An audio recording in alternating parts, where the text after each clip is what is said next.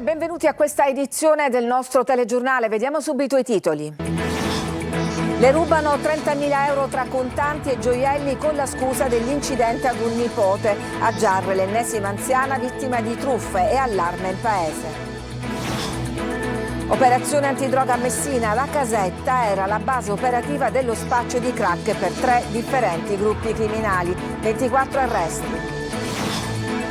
C'è anche l'accusa di revenge porn per alcuni degli imputati dello stupro di gruppo al Foro Italico di Palermo. Uno di loro avrebbe inviato il video della violenza a 4 amici. Nuovo no al decreto migranti del governo Meloni. La sentenza di un giudice di Catania blocca il trattenimento di un egiziano. Si infiamma la polemica politica. Folla di utenti ai CAF in cerca di informazioni sul reddito di povertà. La nuova misura annunciata da Schifani, ma ancora non ci sono certezze. Modernissimo e scandaloso ad Agrigento la prima del film Eterno Visionario sul premio Nobel per la letteratura Luigi Pirandello, regia di Michele Placido. Calcio, dopo il pari nel derby col Messina, il Catania prepara la trasferta di domenica a Crotone. Toscano ritrova Guglielmotti e Quaini e spera nel recupero di Lunetta.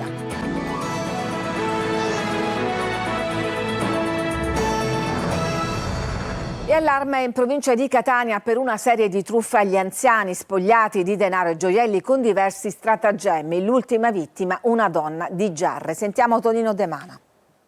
Giarre, Riposto, Mascali. Ecco, il triangolo delle truffe e non solo, perché l'ultima vittima, una donna di 87 anni, è stata sequestrata in casa con uno stratagemma, impedendole di parlare al telefono per oltre 3 ore con le utenze cellulare fisso tenute occupate da complici e con la minaccia esplicita che, in assenza di collaborazione, ci sarebbero state ripercussioni per la vita del nipote. Già, il nipote, che nel racconto dell'abile truffatore sarebbe stato protagonista di un incidente stradale a Bergamo, investendo una ragazza e trovandosi anche lui in gravissime condizioni in ospedale ed in stato di arresto. Per sistemare tutto, con accento napoletano, servivano tanti soldi, quelli sottratti alla povera anziana madre di un noto professionista di Giarre. Oltre 30.000 euro il bottino tra contanti e gioielli ed una ferita insanabile nell'animo della vittima, terrorizzata, impietrita e spogliata dei suoi averi. Un modus operandi che nel catanese sta diventando sempre più frequente, tanto che basta fare un giro in centro a Giarre per farsi raccontare esperienze già vissute da altri anziani. Sì, gli dico che i nipoti hanno avuto un incidente o qualcosa, si sentono male e così entrano a casa e aprono le poverette e le rapinano tutte, gli tolgono tutto quello che ha. E anche una comare di mia cugina a Mascali, all'anziana, gli hanno telefonato un carabiniere, non so che cosa gli hanno detto, che aveva la nipote, che era... Comunque sono entrati in casa, a me non mi ha raccontato così, sono entrati in casa e gli hanno rubato sì i soldi, poi lei ha fatto un bonifico, ma qua parliamo qualche 50.000 euro. Un brutto affare, è una cosa impossibile. La prima vittima è stata mia sorella, in pieno giorno. È entrata una donna, gli diceva al balcone: io ti conosco, sei un'amica mia, apri. Mia sorella, 88 prossimamente, ci ha aperto la porta e ci diceva: senta, io non ti conosco. No, come, sono un'amica tua? Se l'ha portata fuori al balcone alla lavanderia, l'altra amica è entrata e ci ha preso i soldi e l'oro. Sul fronte delle indagini, i carabinieri di Giarre hanno acquisito le immagini dei sistemi di videosorveglianza con l'obiettivo di risalire agli autori, una banda specializzata che non lascia nulla al caso, studiando nel dettaglio i movimenti delle vittime. Ed è andata male invece a 2 truffatori che sono stati arrestati ad Enna. Anche loro avevano preso di mira un'anziana a cui avevano sottratto oltre 10.000 euro tra contanti e preziosi. Blitz della polizia nel Messinese, una struttura abusiva chiamata casetta veniva utilizzata da 3 differenti gruppi per confezionare crack. 24 arresti, sentiamo Simona Mazzone.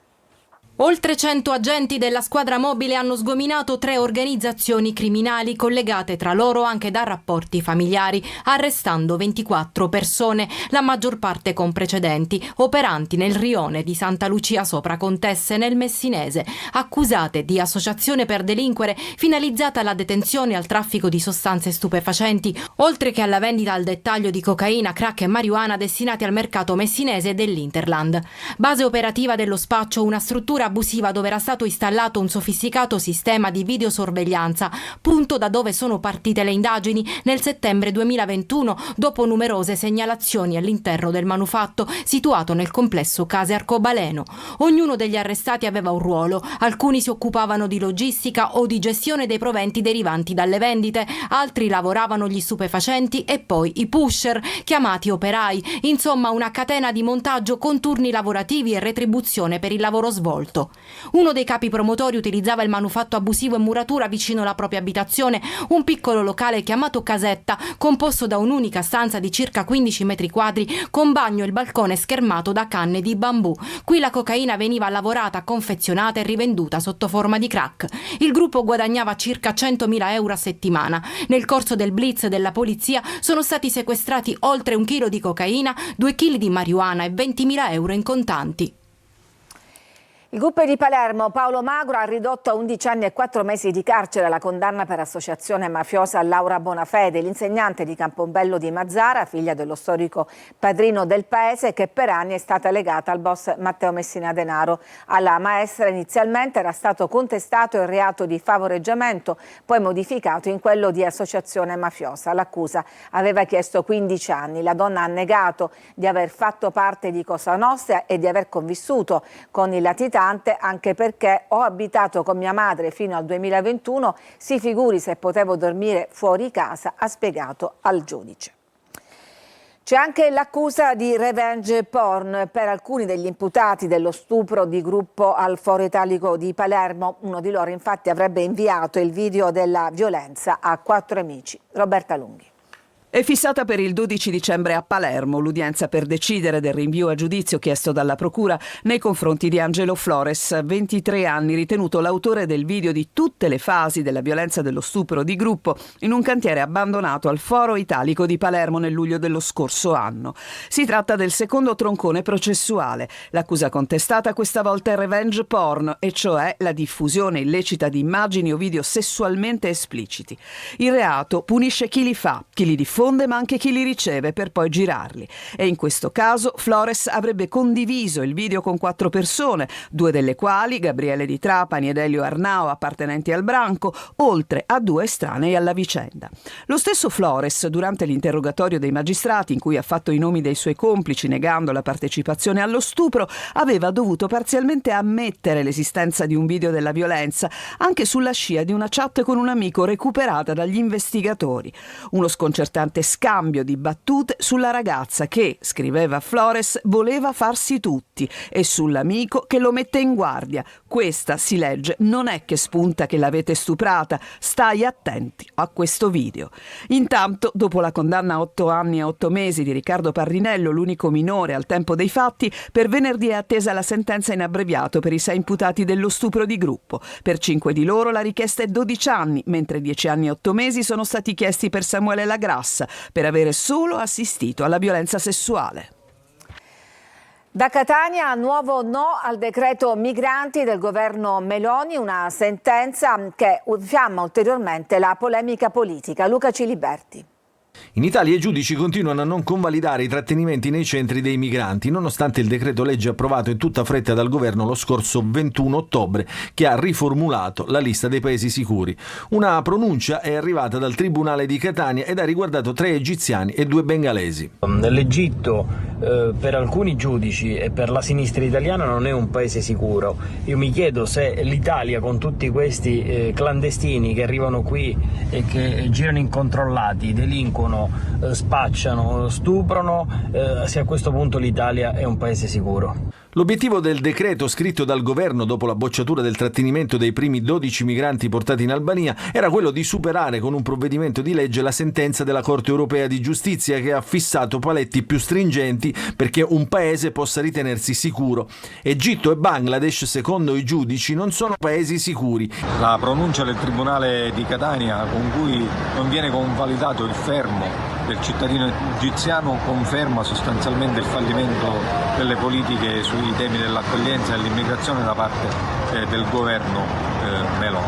È un argomento che il governo utilizza soltanto per le campagne elettorali, e a condannare Meloni, Salvini e Piantedosi sono soprattutto i dati nettamente peggiori rispetto agli ultimi anni. Il giudice Massimo Escher, che ha firmato l'ordinanza in cui si ritiene l'Egitto paese non sicuro, è il presidente della prima sezione civile del Tribunale di Catania. Si tratta della sezione che si occupa dei ricorsi in materia di immigrazione e della quale fa parte anche Iolanda Apostolico, la giudice che nell'ottobre 2023 decise di non convalidare il trattenimento di 3 tunisini che in base al cosiddetto decreto Cutro erano stati portati al CPR di Pozzallo.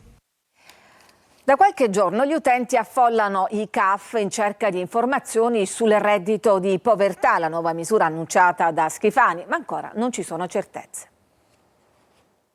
Ancora è solo un annuncio ed è già un successo. Desiderosi di ricevere informazioni sognano di accedere all'ultima misura lanciata dal governatore siciliano per contrastare la povertà. Sono i cittadini che già da qualche giorno affollano i CAF. Qui siamo a Palermo, sperando di rientrare tra gli aventi diritto. Ma la nuova frontiera degli aiuti annunciata di getto da Schifani nel suo intervento alla convention di Forza Italia alcuni giorni fa è ancora tutta da redigere. Unica certezza al momento sono i numeri: 30 milioni di euro una per famiglie con un ISEE fino a 5.000 euro. Nulla di concreto ancora e nemmeno di scritto, cosa questa che non scoraggia l'utenza, come chiarisce il titolare di un CAF intervenuto a Buongiorno Sicilia. In realtà l'unico dato che abbiamo è quello che l'ISEE deve essere al di sotto dei 5.000 euro. Altro insomma non sappiamo. Direbbero delle misure più strutturate, servirebbero insomma degli investimenti sul piano lavorativo, servirebbe cercare di incentivare le aziende a venire qui al sud ad investire. Se i 30 milioni a disposizione fossero distribuiti tra gli ex percettori del reddito di cittadinanza non beneficiari dell'assegno di inclusione,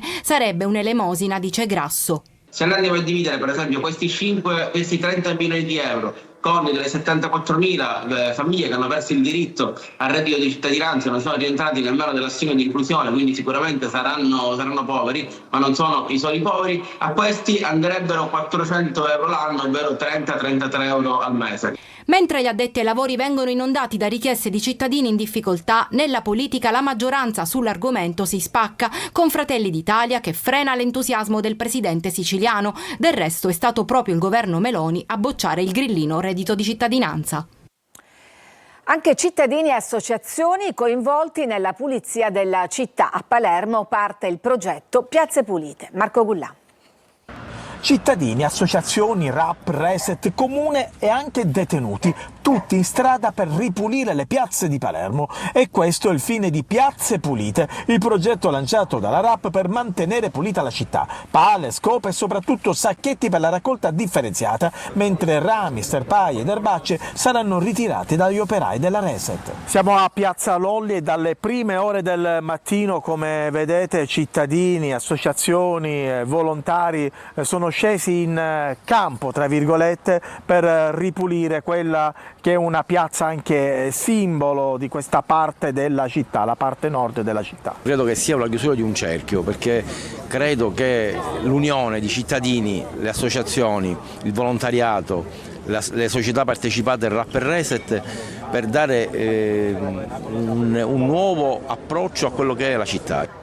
È uno splendido accordo civico, l'amministrazione che si mette a disposizione con le proprie aziende, i cittadini che considerano una piazza, una strada come casa propria e quindi contribuiscono al decoro. Piazze Pulite nasce per stimolare il senso di responsabilità e la partecipazione attiva dei cittadini rispetto alla propria città. Mi sembra un'iniziativa importante che dà spazio anche soprattutto ai cittadini per fare la loro parte, perché almeno quello di cui siamo convinti come volontari è questo, che ognuno deve fare la sua parte. È un problema di cambiamento culturale, perché finché buttiamo in 200 posti al giorno abusivamente i rifiuti non riusciremo mai e poi mai a tenere una città pulita, perché è impossibile.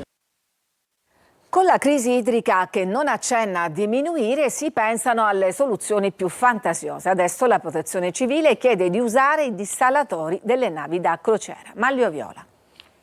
L'estate è passata, ma le piogge, almeno quelle utili, non arrivano e la crisi idrica continua ad aggravarsi in Sicilia. Con l'invaso Ancipa prossimo all'esaurimento e le dighe Comunelli e Ragoleto a rischio, la Protezione Civile regionale chiede adesso a Roma di attivare ogni mezzo possibile, incluso l'utilizzo dei dissalatori da e per le navi da crociera. Questa soluzione, già proposta a inizio ottobre, si basa sulla capacità degli impianti di produrre acqua potabile per migliaia di persone, un volume ben superiore a quello dei dissalatori presenti sulle navi militari.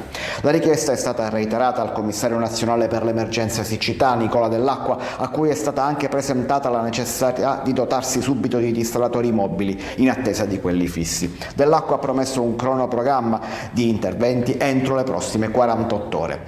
Intanto nella Sicilia centrale i comuni stanno ricorrendo ai privati per il trasporto di acqua con costi che raggiungono i 600 euro ad autobotte. Per la distribuzione alcuni comuni stanno ricorrendo a veri e propri razionamenti di emergenza, fino all'ipotesi di card rilasciate alle famiglie che valgono 100 litri d'acqua a settimana, come si ipotizza a Caltanissetta. Nel frattempo la Regione mette in campo 100 milioni di euro destinati però all'agricoltura, 50 sono già disponibili, altri 50 lo saranno entro l'anno, sono prelevati dal piano di sviluppo rurale da una misura specifica, la 5.1. Sono fondi con i quali i singoli agricoltori o le associazioni potranno realizzare impianti di distribuzione, di raccolta o razionalizzazione delle acque. La scadenza per l'esecuzione degli interventi finanziati è il 30 settembre prossimo. Cateno De Luca resta al centro del rimpasto di giunta a Messina. Il leader di Sud chiama Nord, continua però a non scegliere tra centrodestra e centrosinistra. Francesco Triolo.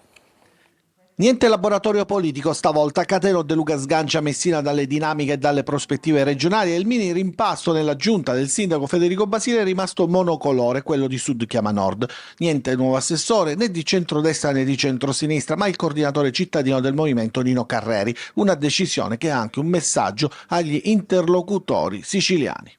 Noi stiamo vivendo in questo momento la fase del barbiere di Siviglia, tutti ci cercano e tutti ci vogliono. Abbiamo detto chiaramente alle forze del cosiddetto centrosinistra che noi non siamo assolutamente disponibili a entrare nel panorama degli oppositori di professione e quindi se non si danno una svegliata, Sud chiama Nord non ha un preconcetto nel dialogare con un centrodestra rinnovato. Il centrodestra, abbiamo detto anche, se si ha la capacità di portare avanti una rivoluzione generazionale, noi non abbiamo pregiudizi. De Luca è in una fase di programmazione, da gennaio è pronta a ripartire, ma c'è una data già fissata per definire le alleanze che poi incideranno anche a livello locale. Quando dicembre 2025 è la tappa già fissata e in quella data stabiliremo, in base a quelle che sono le reazioni che in questo anno registreremo da un lato e dall'altro, quale sarà la scelta più coerente per poter garantire ai siciliani una svolta. È ovvio che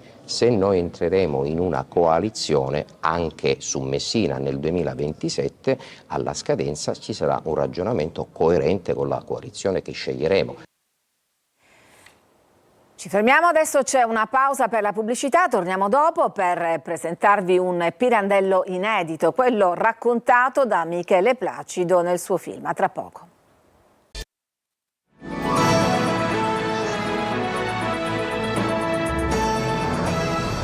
Modernissimo e scandaloso. Ad Agrigento l'anteprima del film Eterno Visionario, dedicato al premio Nobel per la letteratura Luigi Pirandello per la regia di Michele Placido. Sentiamo Davide Sardo. Scrittore italiano Luigi Pirandello. Non poteva che essere nella sua città natale, Agrigento, dove sono state girate quasi tutte le scene, l'anteprima nazionale di Eterno Visionario, il film che racconta un Luigi Pirandello inedito, diviso tra il rapporto burrascoso con la moglie, i conflitti con i figli e la passione dirompente per Marta Abba, sua musa e amore proibito. Il regista è Michele Placido, che omaggia l'artista siciliano, modernissimo e scandaloso per i suoi tempi, nel 90° anniversario dell'assegnazione del premio Nobel per la letteratura che gli consegnò fama internazionale. Conoscevo abbastanza, non tanto Pirandello, quando non conoscevo tanto me stesso, di essere capace a mettere in scena Pirandello. E il passo, nonostante l'età, ma d'altra parte ci sono registi più anziani di me, Clint Eastwood e cose che continuano a bell'occhio. Ho avuto la grazia di Dio di fare questo film, sto a posto. In sala per l'anteprima siciliana anche gli attori Fabrizio Bentivoglio, che interpreta Luigi Pirandello, e Federica Luna Vincenti nel ruolo di Marta Abba. Grande responsabilità indubbiamente, però insomma superato il primo momento in cui ti tremano le vene dei polsi, poi si entra nel merito della faccenda. Michele fortunatamente mi ha parlato della cosa molto tempo prima, più di un anno prima di girare, quindi mi ha dato tutto il tempo necessario per potermi avvicinare a Luigi. Una grandissima emozione e soprattutto un grande orgoglio.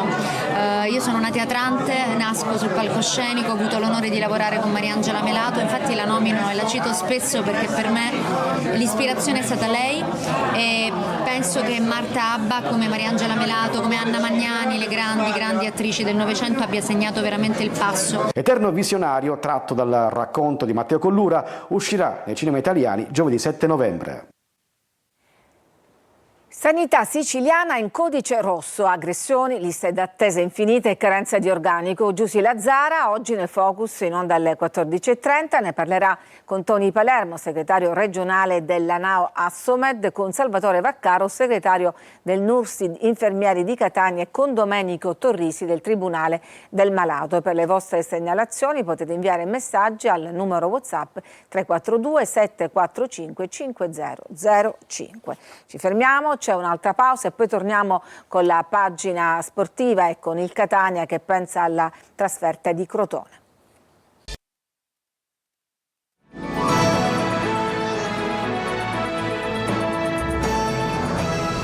E siamo al calcio, dopo il pari nel derby col Messina, il Catania adesso deve preparare la trasferta di domenica a Crotone. Sentiamo Francesco Triolo. Il pareggio col Messina, una mezza sconfitta ed i fischi che hanno accompagnato il Catania all'uscita dal campo sono stati a ceralacca sulla delusione dei tifosi rossazzurri. C'è quindi da ricostruire fiducia ed entusiasmo, da recuperare l'empatia con il pubblico che è scemata di settimana in settimana e che negli ultimi 8 giorni ha raggiunto il culmine con 2 punti conquistati in 3 partite ravvicinate. Il derby avrebbe potuto rappresentare una sorta di riscatto, di molla per rilanciarsi e invece no, c'è così da rimborcarsi le maniche a partire da oggi perché all'orizzonte domenica prossima c'è una partita non certo facile in casa di un Crotone che ha pareggiato a Cerignola, reduce da 4 risultati utili consecutivi che gli hanno fatto scalare la classifica e adesso con l'obiettivo di inserirsi nelle zone più prestigiose. Toscano rispetto alla partita contro il Messina potrà contare sui rientri di Quaini e Guglielmotti che hanno scontato le rispettive giornate di squalifica e che quindi sono a disposizione del mister per la sfida dell'uscita, dove potrebbe avere più minuti De Rose. Bisogna capire durante la settimana di quanto potrebbe aumentare la sua autonomia in partita. E poi ci sono da valutare le condizioni di Lunetta che potrebbe tornare a disposizione anche se naturalmente non al 100% per la gara di domenica pomeriggio. Insomma, valutazioni da fare per Toscano che comunque ha bisogno soprattutto di gol, quelli che sono mancati contro il Messina. È tutto per questa edizione, grazie per averci seguito, vi lascio adesso al Focus dedicato alla sanità, grazie a tutti, un buon pomeriggio.